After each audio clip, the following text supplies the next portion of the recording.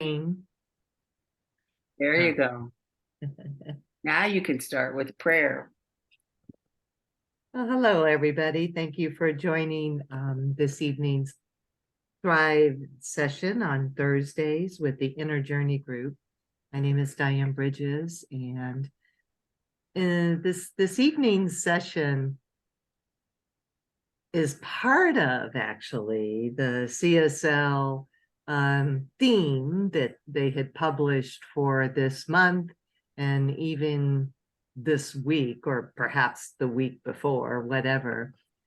And every now and then I like to go out to when I know that I'm going to do a Thrive session, I like to go out to the CSL repository and see what their themes are. And this time when I did that, because sometimes I start there, I just said, I'm just going to pick this week and see what the topic is. And oh my goodness, I just love how the universe is, because it picks a topic that, first of all, is very near and dear to my heart. And then a subset of it is something that, of course, I'm dealing with in my life. So what's near and dear to my heart is living life with curiosity. I love that. I love to live life with a curious perspective about life, many aspects of it. And then sometimes when that takes me into an avenue of exploration that's new to me or unknown to me, I might be hesitant because I feel very vulnerable. So that's the thing that many times I actually do deal with. So that's the topic for this evening. So before we dive into the conversation, I'd like to start our session with prayer. So I invite both of you and anybody that chooses to listen to this session afterwards to gently close your eyes and just breathe and bring yourself into this moment.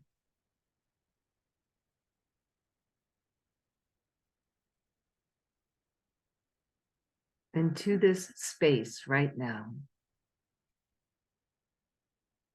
And I know that this evening is blessed, that this evening is uplifted and enlightened and sprinkled with the presence of God, that each of us are surrounded and uplifted in the knowing of spirit, the breathing of spirit, the being of spirit, and the loving of spirit. And I know that again, God is here, right now, speaking through me, speaking through each of us, expressing with love, with curiosity, and even sometimes a little bit of vulnerability. And so this session this evening is exactly what it needs to be for each one of us, for all of us. And this session this evening is joyful, loving, and open, expressing again curiosity. And I know this for me, I know this for each one of us, and I know that, and I know this for all. And I'm very grateful for this time together and very grateful for the presence of God. And together we say, and so it is. Oh, everybody's on mute, so I didn't hear. Yeah. Okay, all right. So again, I do, when I choose to leverage the CSL themes, again, I start with them and then I massage them and I like to embellish and then add a few little quotes that I can find from some of my favorite people, or even people that I had never actually heard from before. But I love this living life. And I do believe in my heart, and I know that, life does call us to live it. I mean, that's not to say that it's always pleasant, right? We endure hardships because we love. We endure hardships because we care. And there is an element of, life and then different aspects of life in different dimensions, not always in this world. So in any event, life calls us to live it. And again, my talk this evening is a discussion to remind us to live this with a willingness. I loved this phrase, which I believe I got from the CSL document, but a willingness to live life, to stay in the question, rather than always feeling like we know the answer. How beautiful is that? To live life, pursuing new things, recognizing that many times when we're stepping into that newness, we can expose ourselves to vulnerability, and that can be challenging. So in this talk, I loved a particular affirmation, so I'm going to recite it repeatedly throughout the talk. Then I have some quotes that I'd like to share initially. I love how Reverend Sue Ellen does that, goes through certain quotes, and certain of them might resonate with you or maybe not. And then I'm going to talk about a handful of tools that we can use as we live our life and we're stepping into something new and we're exposing ourselves into vulnerability. So I have 4 tools, and then there's a little story to share, and then I have a question to wrap it up, where I'm going to ask each of you to contemplate your answer to the question, and if we so choose, we can discuss. So that'll be the session. And so let's see. So the affirmation that I'm holding for myself, suggesting for everyone here, is I am curious and vulnerable as I explore and live life. I am curious and vulnerable as I explore and live life. Wow. Like that. So some of these quotes, I just have 4 of them I want to start with. The first one is an Albert Einstein quote, of course. He goes, quote, "The important thing is not to stop questioning. Curiosity has its own reason for existing." So don't stop questioning, right? Be curious.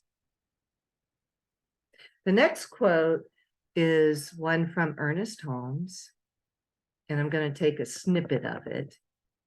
His expression of expanding, right? He talks about upward and expanding.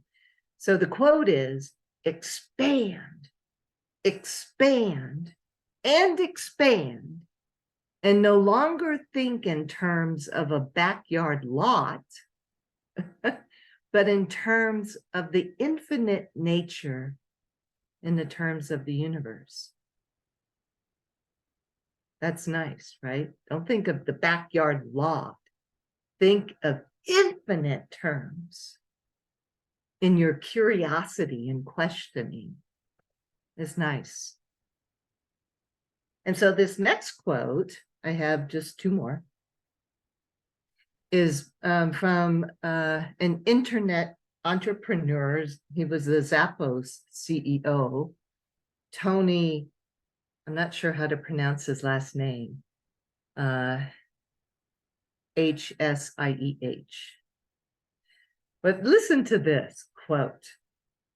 "Whatever you're thinking, think bigger."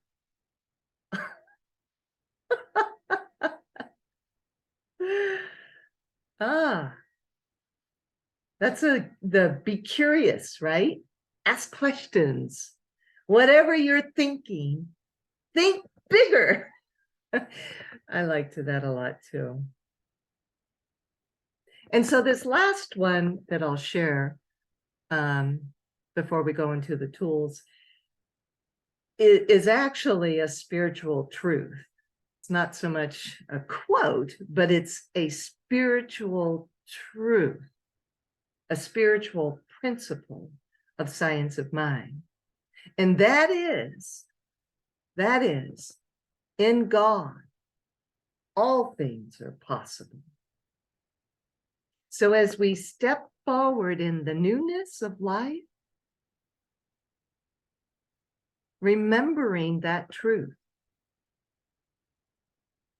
gives you courage to face things that you feel vulnerable about, right? Or you're hesitant about. Remembering that in God, all things are possible. And that's a beautiful thing too.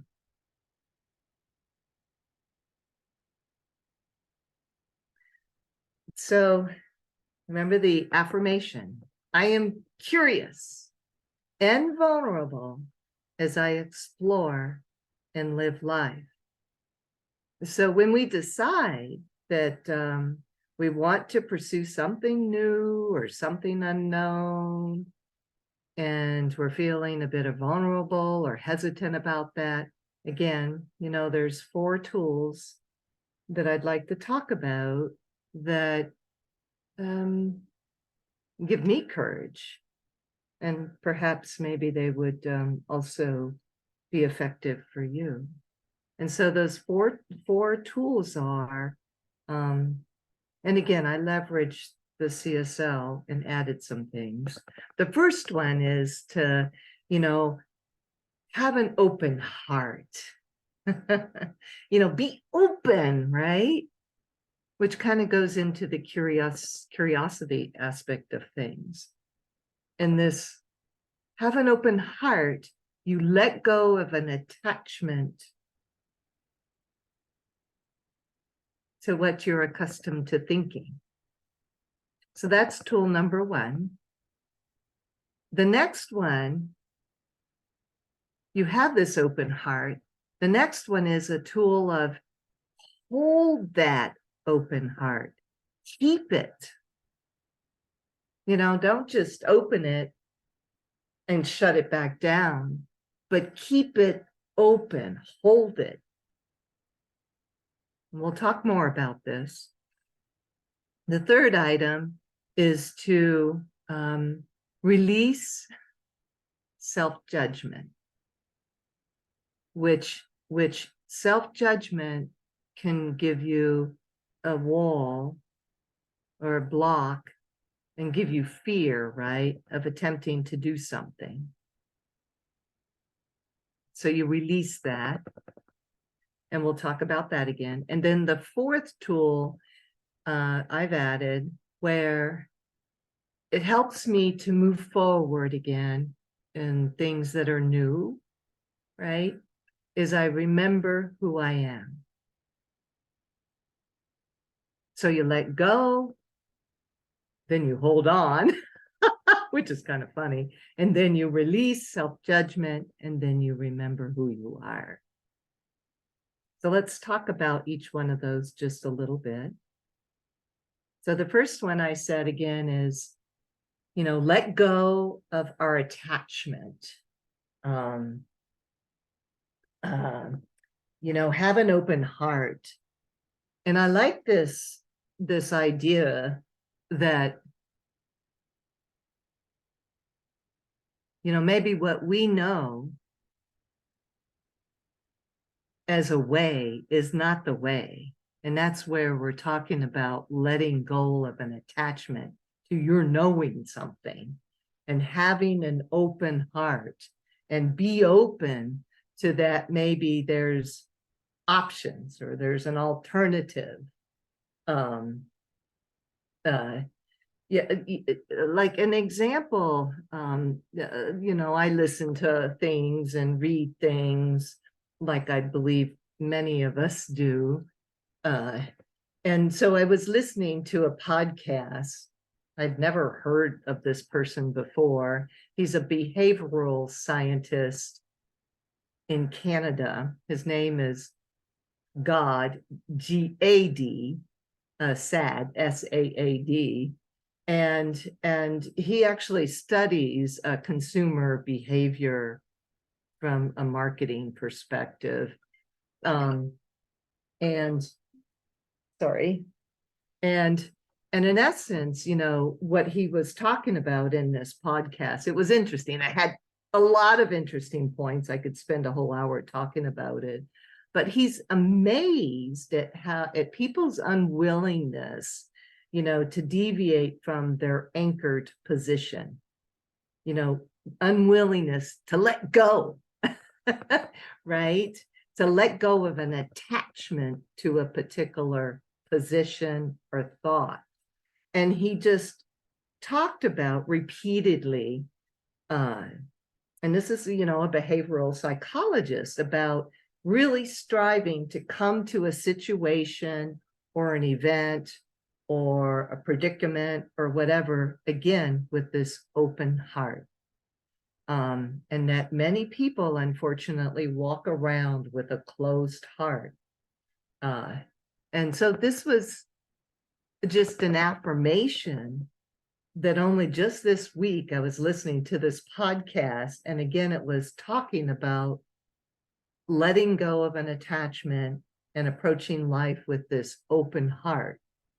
And I love this phrase of looking at the possibilities instead of something having to be this or that it can be and, or it can be both. It doesn't have to be either or. I like that thought. So again, the point is to let go of an attachment to an anchored position, right? And just be open. And I have another quote, and this is from a gentleman by the name of Andre Gide, G-I-D-E. And I researched who he is. I don't remember where I found this quote. He's a French author of about 50 books. But in any event, listen to this quote. We cannot discover new oceans unless we have the courage to lose sight of the shore. Right. So let go of the attachment. That's the first tool. I'm not, anyway, let go of the attachment. Be open to both. It doesn't have to always be either or, but be open. So the second tool then, now, okay, well, hold on to that openness. Hold on to that open mindset. And I don't know about you all, but as I go through day in, day out interactions with different people, many different actions, sometimes you don't always understand someone's reaction to something, and you might misinterpret. You might, sometimes I take things personally. I still do that. I can't believe that. I think, wow, what did I do? What did I say to make that person react that way? And then I have to stop myself. I have to, in the practice of the first one, be open, be open-minded, and then hold that open mindset as I'm continuing to work with that person, and be open that there's something new, something different,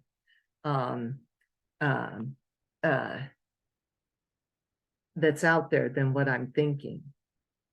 So again, the second tool is to hold that open mindset. And what I was trying to communicate with my little story there is that I will remember past incidences where maybe I jumped to the conclusion of something, and I realized after the fact that it was wrong. So if I had held myself open and embraced newness or curiosity or kept myself vulnerable, probably would have understood that sooner rather than later. So now in the CSL writing, there was a Zen Buddhist koan, which I thought was very interesting. This would be something that I could remember and remind myself to hold myself open in situations. I hope I'm making sense. So let me just, okay, good. Thank you for that affirmation. But let me, if I may, cite to you this Buddhist riddle. It's very interesting. For me, it was new. I don't know if it is for you, but it involved several monks. So two monks are arguing about a flag. So imagine a flag, right? One monk says, "Oh, the flag is moving." The other monk says, "The wind is moving." A third monk walks by and says, "Not the wind, not the flag, but the mind is moving." So to me, this is an example of open mind, right? Holding it open, hearing these different perspectives and how it takes you expand, right? To be more curious, to be more open, and to think, wow, maybe it's not just a flag or not just the wind. Maybe it's my mind. Anyway, kind of a cool little example where if you're falling back into having a closed mindset, a limited view of what only you know, and not being open to unknown things, I could think about this little riddle and remind myself, there are different ways to look at something. And you can hold yourself in that space of being open. So I have a few more tools. Again, I'd like to share just two more, and then share a story, and then I'll ask you a question, and then we can talk through this. So just hang in there with me.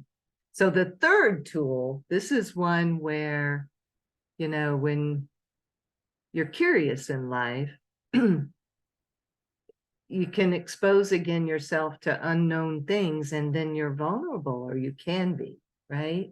Because you've never done something before. You're afraid you might look like a fool. So anyway, so this one is about releasing our self-judgment. Don't think that. Release this thinking, that this fear of looking like a fool if you try something new, or like me, trying a piece of art, right? Fearing that I will fail, that this little piece of art, it's like, oh, geez, Diane, you look like a fool. Why would you try that? So anyway, I need to release our self-judgment. And so I really like this quote from Brené Brown about vulnerability. And this is interesting because it's so true, in my opinion. It reads, quote, "Vulnerability is the first thing that we look for in other people, and the last thing we want to show them about us." End of quote. So we immediately look for, and I agree with this observation she makes, we immediately look for and are drawn to people who are open and vulnerable, you know, and they're willing to show and messiest parts of themselves to us, but we struggle to show that to others. Yeah. And again, I know this is the case for me. You know, I know that that like, you know, in the professional life, sometimes you'd be afraid to ask a question, right? About something that's completely new to you. You know, you're in the middle of a meeting, you think everybody else knows, but you, you know, but you'd be afraid of looking like you're stupid if you ask a question. And that's, you know, you're judging yourself, you're self-imposing that fear upon yourself. Whereas I think, as many of you, both of you probably know, I mean, many times when you ask the darn question, a lot of other people in the room don't even know the answer. And so it was particularly valuable to them. So it, you know, releasing this need to judge ourselves and this fear of looking like a fool. It's hard, but it's important. You know, there's benefits when you move forward, yet you're hesitant and fearful, but you move forward and you've worked through it, and then you finished it, and you can then look back and commend yourself for what you did. So I have a funny little story that I read in the Los Angeles Times. This is I don't know why I read the story. I think the bottom line of what she learned is what attracted me to it. But this was a story just published in September of this year. And it was, you know, a writer for, again, the LA Times, and an article about a trend that they're seeing in LA of exclusive dinner parties, where people that are total strangers, you know, this is California for you, where they eat dinner completely naked. I know. And so this writer of this article, she, I don't know if she was told to go to this dinner. Well, anyway, so she goes to this dinner, to an occasion, and you know, she had big fears about being completely naked. She felt very vulnerable, you know, and she did it. She was hesitant, she was fearful, she felt vulnerable, and she did it. And so she writes about the experience, you know, and how, you know, back to what Brene Brown said. She didn't refer to Brene Brown, but how Brene Brown said that, you know, people, you know, you know, we look for vulnerability in other people, right? Like we could look at these people that are naked sitting around complete strangers and we go, wow, look how brave they are. You know, and we're drawn to the fact that some people would be, you know, that they expressed themselves, that they were open, that they were vulnerable, and yet, you know, we feel very conscious about ourselves. Anyway, so she goes, she does the experience, then she writes about how she feels after the experience. And she said when she was driving home that she was so proud of herself for not walking up that hill and turning right around and feigning an illness so that she could leave, right? And she said that she learned about herself that if she could do this, in other words, be so vulnerable, that she liked to think that she could do anything. That's what it proved to her, that she could do anything. And she said that was a nakedly empowering feeling, which I thought that was really funny. But anyway, the point of the story is, she did something new, made herself very vulnerable, and grew from that. Wow. That she felt like she could do anything after that. That's interesting. So, okay. So the last truth here, what time is it? The last truth here, oh my, is remember who you are. Oh my goodness. That gives you the courage to step forward into the unknown, to allow yourself to be vulnerable. Remember who you are. Each of us, we are all divine beings, right? Little godlights, divine beings with unlimited possibilities. And we can do anything. We can do anything.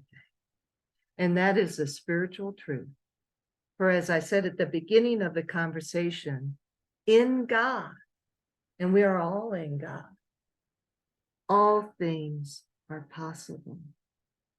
And so I know in the Pratt training, or maybe even here in a past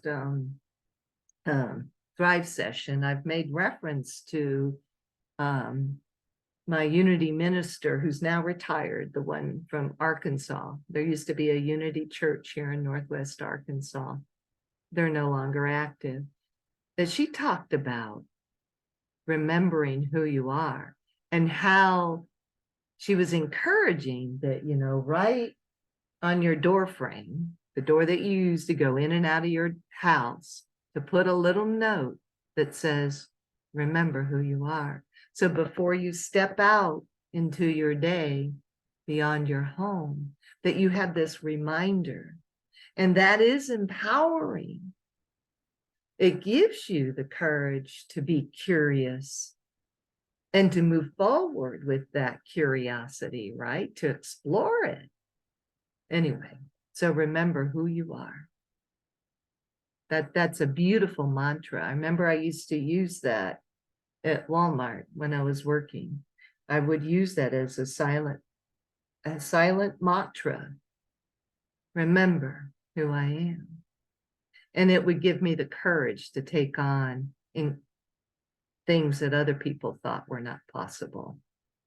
So those are the 4 tools. Letting go of any attachment that's a barrier.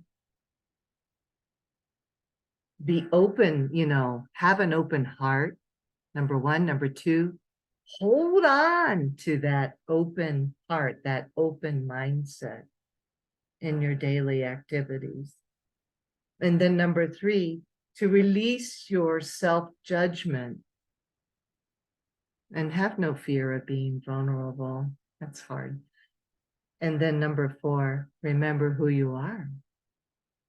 That brings you the power and the strength, right? Okay, so I'm going to share this story. I really liked it. This is from Mark Nepo. I have the Book of Awakening. I really like his writings. He's incredible. Oddly enough, I don't remember this particular story, but it's a lot of books. So I'm just going to read this to you. Mark is talking about himself and his partner, Robert, or the individual that he was with. He goes, we were up early, eager to walk the botanical gardens of Montreal, where they have the largest bonsai collection in the world outside of Asia. Now, wouldn't that be beautiful? Anyway, we strolled toward the Chinese temple garden, a lush yet simple retreat from the streets that cover acres, a place that was constructed in the 1600s. Wow. And moved stone by stone from China to Montreal in the 1990s. So he talks about how as they approached the massive gate, the gate was locked. And he panicked. Mark Nepo said he panicked. He was ready to demand entry after driving 400 miles. Could you imagine? From another country to see this. And so his Robert, who was with him, calmly, like an Oriental sage, treated the situation as if it were a cone, a riddle to be entered until its very assumptions were shifted. So he said that Robert began to walk along the outer wall of the garden, and it seemed insurmountable. And Mark Nepo was frustrated, and Robert kept walking slowly along the high wall, and the garden stretched for acres. And here's Mark. Mark is thinking, and if we have to walk this entire perimeter, you know, he was getting very cranky because he didn't want to walk the entire perimeter. Well, his buddy, Robert, just kept strolling right along. And then suddenly, they walked a little further than originally in their view, the walls disappeared. So that big wall no longer was there. And it turned out that the garden had no walls, save for the facade at its entrance. Isn't that interesting? No walls except for right at the entrance. So then once the wall was gone, they simply walked through the open grass to the path that welcomed them. So the point of the story is that, you know, back to the first tool I said, let go of attachment. That attachment can be whatever it is in your mind. It can be a barrier. It can be a wall that you've put there, that it's really not there. It's really not, it may not really be there, right? And so then he asks at the end of the story, you know, how many thresholds that seemed blocked or with a big barrier that really weren't, because of our thinking, our attachment to the backyard lot or something. So I thought that was a cute little story.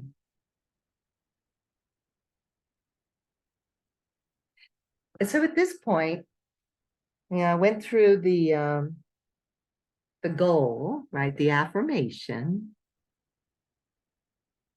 that I am curious and vulnerable as I explore and live life.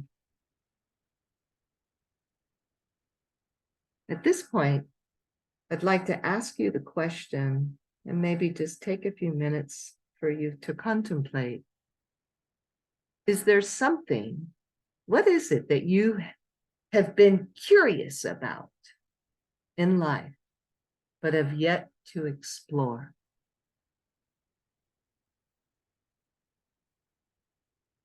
So what is something that you've been curious about in life, but have yet to explore? So I'm just going to give you about 2 to 3 minutes just to contemplate that.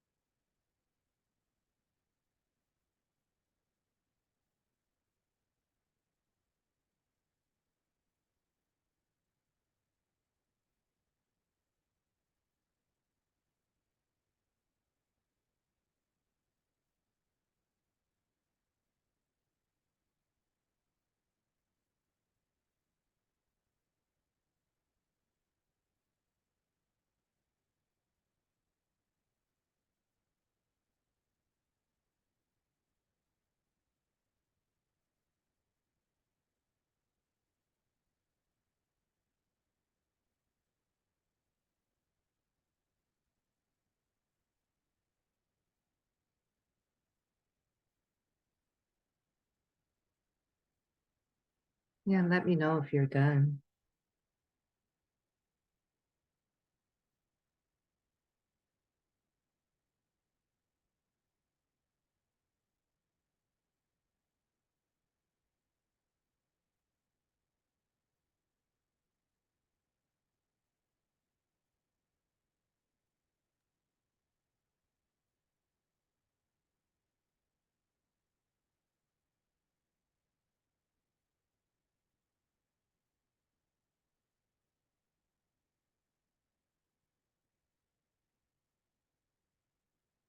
So we can share a little bit if you'd like to. I can start if that would work for you. Go ahead. Sure. I don't know. So it is kind of vulnerable, right? So for me, so I know I've talked about how I'm so accustomed to just doing business stuff, that what is different for me, new for me, curious for me, where I feel very vulnerable is the creative side, my art and my writing.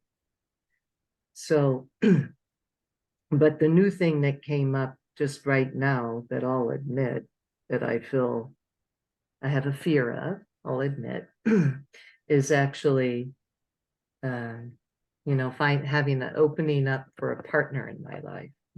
I don't know why that came up. So I think I'll just leave it right there. Anyway, so I need to let go of my attachments to what I think, it'll be like, right? And then I need to be open. And then I need to allow myself to be vulnerable. And then I need to remember who I am. Okay, so anyway, enough on that. Well, I'm gonna piggyback right on it, because what came up with me that I have not yet explored is dating. Oh, it's a big deal. It's like, oh, Yes. It's like, oh my gosh, what, and all the expectations that go into that, and how to start. And, I'm just barely in the beginning places to even be open to the idea. Mike and I have been separate now for almost, it was right at 3 years. We've actually only been divorced since March. But it's like, okay, I'm at that cuspy age space where, do I want it? Oh, but that sounds like that could be messy. That could be vulnerable. All of that stuff that you go with. All of it. I'm right there with you. I understand. Is it worth looking for a partner?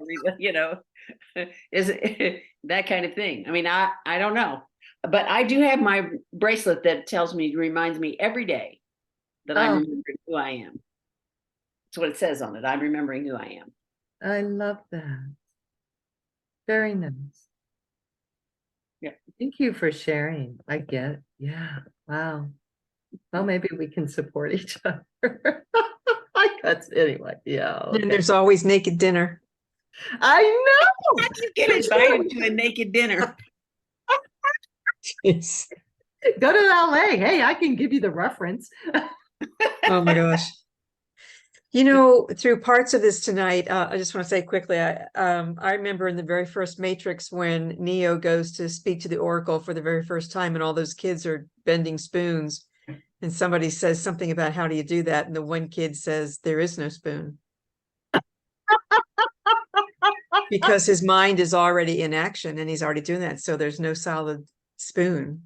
So it's so fascinating. So I thought about that when your story about the monks, and that there is no, and my thought was there is no flag. Yeah, right. There is it the wind or what, the flag, or, there is no flag. So I thought that was interesting.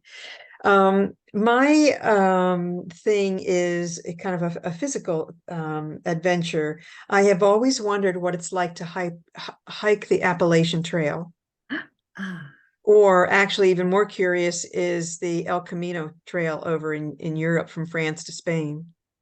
Mhm. I've wondered about that. And you know, at one point years ago when I was really physical and active, I wouldn't have given it two thoughts. I would have bought a new pair of shoes, a couple pair of socks, and headed right over. And of course, you know, I wonder how that would be now. But yeah, I think that would be fascinating to do that. There's a couple in my Toastmasters club that plan to do that, not this next year, but the year after. Oh, wow. Yeah. And a part of it is, and that was the reason they put it off a year, is because a part of it is that one of the prep things is I don't know, 15 or 25 mile, 50-mile hike here in Oklahoma from point A to point B. And they were not able to do it the particular weekend that the people were training. Yeah.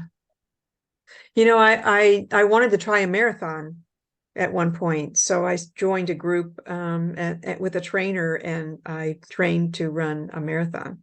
Wow. And because I wondered if, you know, could I run that long? And so much of it was mental. And I ended up with a knee injury, but I was able to kind of work through it and finish. And yeah, so so much is mental, and you can go through things that you really want to. I did the same thing with the bodybuilding. Gee, I wonder if that's curious. And of course, injured myself really bad in a couple places, but you know, you did that mind thing because you know, a couple problems with that, but you do that mind thing that's like you can make yourself do things with your mind, you know. And but interesting about the vulnerability, I have trouble with that. I struggle with that. And that's one of those things that is difficult to work through in my mind. So, yeah. Well, we should have naked dinners. That's all. Yeah. There we go. Okay. No, he said that she felt like she could do anything after that. I bet. I know. Wow. Really Good talk. Good question. Yeah. It is it. Yeah. Well, I know that you will do that hike, one of those, right? Yeah. Wow. Fun. Thank you for sharing. I appreciate that. Really do. So, right. So the call to action is let's open up the life, right? With a mindset of curiosity. What a beautiful thing. And I love that phrase, stay in the question. Stay Yes. in the question rather than know the answer. Right. Sometimes I'm a consultant. Sometimes you're always wanting to know the answer, right? That's almost like default. We're paid for all those decades of years to have a solution and an answer. Stay in the question rather than know the answer, and try something new. Take that hike, right? Be willing to step into doing that and not knowing everything, right? So hopefully this little discussion in these 4 tools, I'm choosing to call them tools, would help. Yeah. To me, one of the most important ones is, right, in God, all things are possible. I actually even used to have that on my little tagline when I was at Walmart. Yeah. Cool. Yeah. And whatever you are thinking, think bigger. How about that? Oh, anyway. Yeah. So here we are, curious and vulnerable as we explore and live life. Is there anything else you all want to talk about? Well, you're about out of time. So do you want to do the right. offering thing? Wow, boy, I talked a lot tonight, didn't I? But it was all good. It was one of the best ones so far, I think. Thank you for that. Thank you. It was fun. Anyway, so we are with, as I said at the very beginning of the talk, with inner journey. teaching chapter led by Reverend Sue Ellen and Reverend Lynn. And any kind of donation would be graciously accepted and beautiful. If you choose to donate, you can go online to the Inner Journey website, Oklahoma, or text to the phone number area code 405-337-9739. And when you choose to donate, there's an option to pick a particular word, and tonight's word is faith. So thank you. I'd like to just close out the session with a brief prayer. So again, I invite you all to close your eyes, and we give thanks. I give thanks. I give thanks for God, for knowing that God is always present, and God is present this evening, present in this moment, and present as each of us go our separate ways. Just give thanks for this knowing, for this belief, and deep knowing that truly in God all things are possible. And I know for each of us a life full of the level of curiosity that we want, that we seek. And I know for each of us the power and the strength to move forward, to search out those new things, those new ways, those new people, and to be vulnerable, and yet at the same time be strong in God, knowing that all things are possible. And I know that for myself, and I know that for each of us. And I'm so grateful for this evening's sharing. And I know that each of us move forward in the light of God, in the love of God, and in the light and love of each other. And together we say, and so it is. So it is. Thank you. Lovely. Thank you. Absolutely.